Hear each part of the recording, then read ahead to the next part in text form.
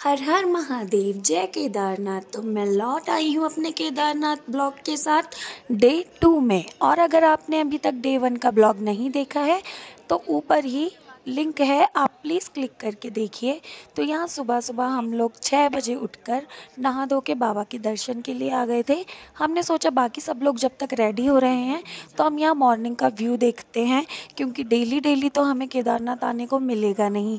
तो यहाँ पे इस टाइम 6 बजे का वक्त हो रहा था और आप देख सकते हो 6 बजे भी कितनी ज़्यादा पहाड़ों पर धूप आ चुकी है। ऊपर जो हमारे कैलाश पर्वत है किस तरह से चमक रहे हैं। और 6 बजे भी काफ़ी ज़्यादा लोग उठ गए थे और इतना ठंडा मौसम हो रहा था गाइस, बहुत ज़्यादा। और मंदिर को देखकर बस जो शांति मिल रही थी मॉर्निंग में, वो तो मैं आपको बता ही नहीं सकती। और मैंने रात को मंदिर अच्छे से देखा नहीं था, तो इसलिए मॉर्निंग में उठकर मैं आ गई थी फटाफट व्यू देखने। तो मंदिर के पीछे ही आपको दिख जाती है भीमशिला। भीमशिला का इतिहास तो आपको पता ही है। 2013 में जब बाढ़ आई थी केदारनाथ में, तो भीमशिला ने ही केदारनाथ मंदिर की रक्षा की थी। और ये भीमशिला अभी भी वहाँ के वहाँ वैसा ही है। तो हम लोग मॉर्निंग में रेडी होकर सब लोगों के साथ अब पहुंच चुके थे मंदिर के दर्शन के लिए। और काफ़ी अच्छी धूप आ रही थी, जिससे कि हमें ठंड में थोड़ी सी राहत मिली थी।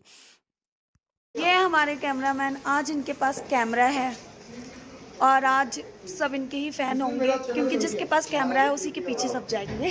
जिसका कैमरा उसका राज, जिसका कैमरा उसका राज।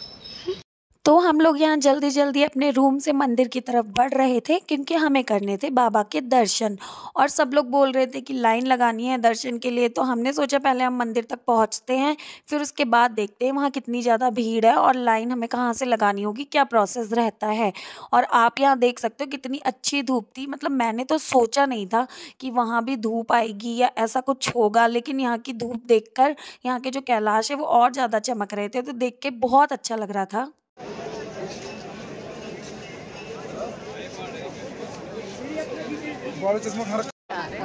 ना उसमें ठीक आ रहे होंगे अभी ना, ये धूप से पता नहीं चल रहा।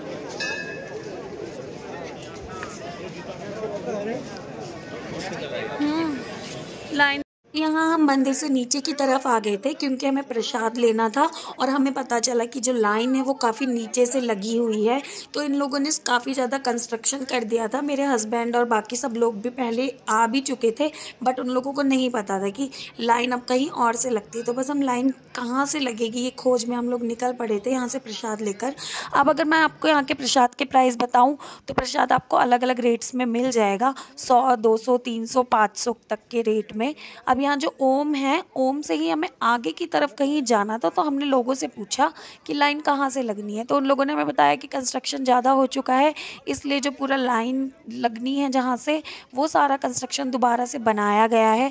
तो हम यहाँ ओम से नीचे की तरफ उतरे और हमें फिर दिखा कि अच्छा कहाँ से लाइन लगती है। आप अभी भी देख रहे होगे कि बस हम चले जा रहे हैं, चले जा रहे हैं, क्योंकि बहुत ज़्यादा मंदिर दूर तक फैला हुआ है और खूब सारी दुकानें हैं, होटल्स हैं। तो बस यहाँ पर भी हमें इतना ज़्यादा चलना पड़ रहा था। तो मैं आपसे ये कहूँगी, अगर आप केदारनाथ आ रहे हैं तो बस पैदल चलने के लिए तो अपने आप को तैयार करके आइएगा। तो यहाँ आप देख सकते हो लाइन के लिए इन लोगों ने पूरा यहाँ पे इंतज़ाम इस तरह से कर रखा है कि जब यहाँ सीज़न में बहुत ज़्यादा भीड़ होती होगी तो ये सारा कवर अप हो जाता होगा। और उसके बाद हम सब लोग चल पड़े थे आगे की तरफ, क्योंकि लाइन थोड़ा आगे से ही लगी थी। और हमें लाइन में लगे लगे भी वैसे 2 से 3 घंटे हो ही गए थे। और यहाँ हम जब चल रहे थे ना, तब तो हमें ऐसा बिल्कुल नहीं लग रहा था कि आगे ऐसा कुछ होने वाला है हमारे साथ। हम काफ़ी सब चिल मूड में थे, काफ़ी हंसते खेलते हुए जा रहे थे। मगर लाइन में लगे लगे जो हमारी हालत हुई है ना, तो बस उससे हमें फ़ील हुआ कि बाबा के दर्शन ऐसे ही नहीं मिलते हैं। उसके लिए हमें बहुत ज़्यादा तप और तपस्या तो अलग रही, लेकिन बहुत ज़्यादा इंतज़ार भी करना पड़ता है उसके साथ साथ। तो यहाँ आप देख सकते हो लाइन से ना इन लोगों ने साइड में इस तरह से बैठने के लिए बना रखा है कि अगर कोई थक जाता है तो साइड में हम बैठ भी सकते हैं। तो आगे बस हम पहुँच चुके थे लाइन के करीब करीब और करीब। और आप देख सकते हो यहाँ पे कितनी ज़्यादा भीड़ थी। और इस भीड़ को देखकर तो बस मुझे ये लग रहा था कि हमें बाबा के दर्शन कब मिलेंगे। एक जो बात बोलते हैं ना कि हम जब दर्शन के लिए आते हैं तो कितना ज़्यादा हमें तड़प होती है, कितना ज़्यादा हम तरसते हैं। तो बस जब से हम रात को यहाँ पहुँचे थे तब से बस मैं वेट कर रही थी कि कब मंदिर के अंदर जाएंगे, कब मैं बाबा के दर्शन करूँगी। तो यहाँ मंदिर के सामने इस तरह से नंदी जी महाराज हैं। हमने दर्शन कर लिए थे, अंदर फ़ोटोग्राफी अलाउ नहीं थी गाइस, तो मैं आपको दिखा नहीं सकती। उसके बाद हमने कुछ रील और कुछ फ़ोटोज़ खींचे थे, जो आपको मेरे डिस्क्रिप्शन में लिंक है हमारे इंस्टाग्राम अकाउंट के, उनमें मिल जाएंगी। तो प्लीज़ हमारे इंस्टाग्राम अकाउंट को भी आप फॉलो कीजिए, हमने बहुत सारे रील्स के अपडेट वहाँ डाले हैं। और अब बाबा के दर्शन के बाद हम निकल गए हैं भैरव बाबा के दर्शन के लिए।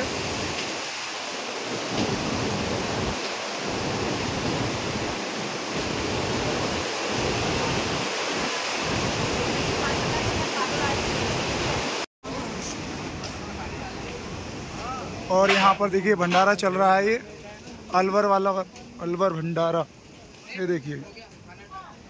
और ये ऊपर जाना है बाबा भैरव के दर्शन के लिए। यहाँ से अब थोड़ा चलना पड़ेगा, 1 से 1.5 किलोमीटर।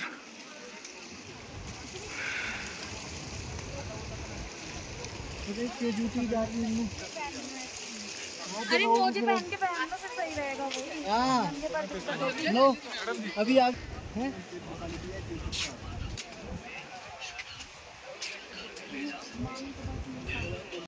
तो यहाँ आप जब केदारनाथ बाबा के दर्शन कर लेते हो तो आपको उसके बाद भैरव बाबा के दर्शन के लिए जाना होता है। और केदारनाथ मंदिर वैसे ही काफ़ी ऊंचाई पे है, लेकिन भैरव बाबा तो उनसे भी ऊंचाई पे बसे हैं, आगे आप वीडियो में देख ही सकते हो। और हम पहुँच चुके हैं भैरव बाबा के मंदिर। ये देखिए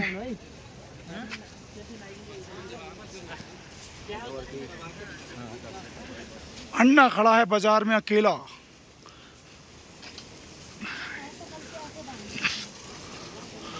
अन्ना खाएगा गन्ना।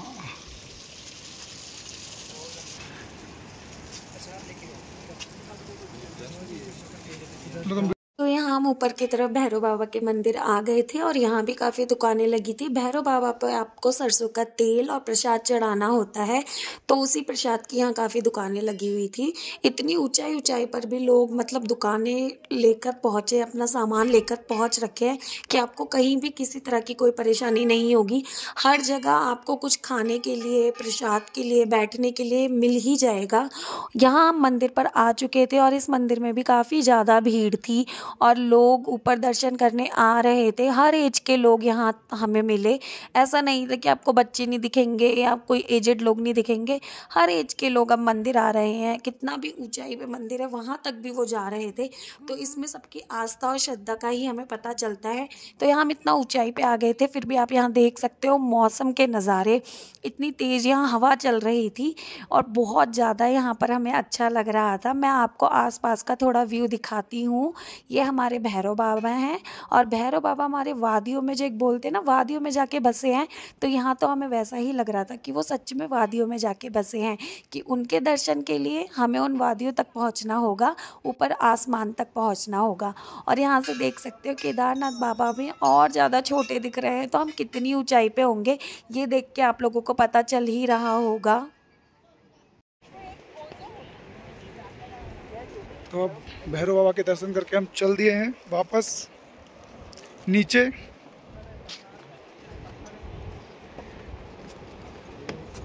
ये आप वेदर देख सकते हैं, व्यू देख सकते हैं। ये पूरी केदार नगरी, बाबा उधर।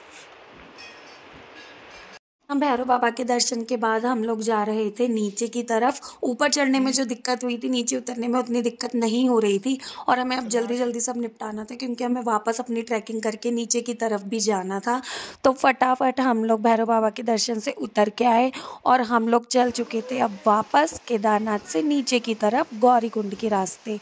तो करीब 1:30 बजे हम लोग ऊपर से उतरना शुरू हुए थे। चढ़ते वक्त हमें 7.5 से 8 घंटे का टाइम लगा था।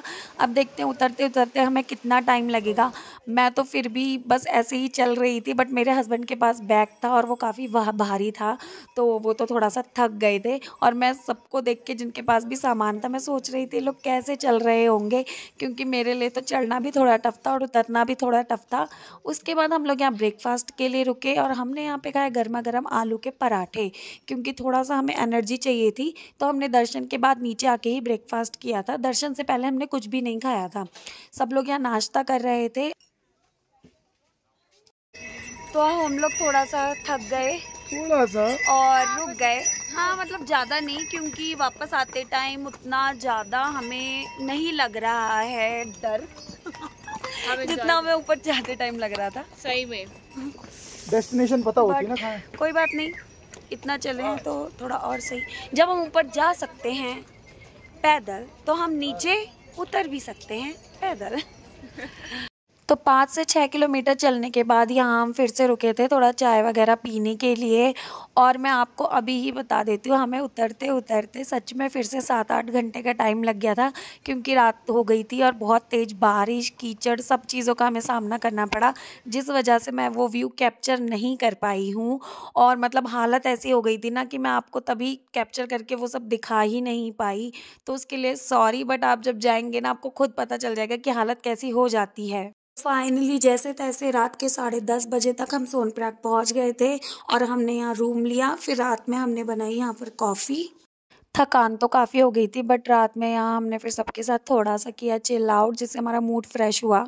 मामी दर्द हो रहा है तो वो हमने होटल वालों की उनकी कटोरी चुरा के कॉफी बना के अब कॉफी लेंगे, वो भी कटोरियों में। तो हमारा नेक्स्ट ब्लॉग होने वाला है त्रियुगी नारायण मंदिर का, तो हमसे जुड़े रहिए, बेल आइकन पे क्लिक कीजिए और सब्सक्राइब करना बिल्कुल ना भूलें लेटेस्ट अपडेट के लिए।